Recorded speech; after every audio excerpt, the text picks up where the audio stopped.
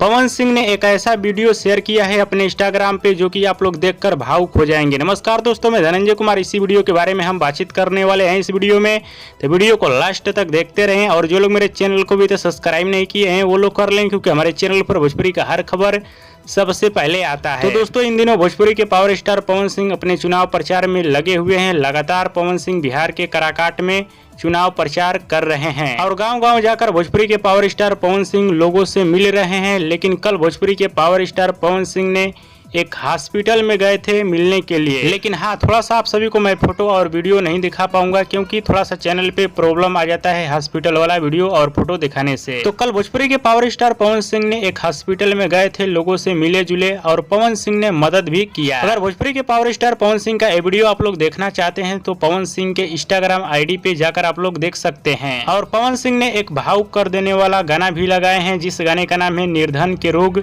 जनी दीह ए विधाता। पवन सिंह का ये गाना बहुत ही पुराना है, लेकिन ये गाना आप सभी को रुला देगा अगर आप लोग ये गाना सुनेंगे तो। हाँ तो दोस्तों, इस समय भोजपुरी के पावर स्टार पवन सिंह अपने चुनाव प्रचार में लगे हुए हैं और लोगों का मदद भी कर रहे हैं इस समय पवन सिंह। और सुबह से कई सारे भाई लोगों का कमेंट आ रहा था कि हॉस्पिटल वाला वीडियो पे न्यूज बनाइए। फाइनली न्यूज बना दिया।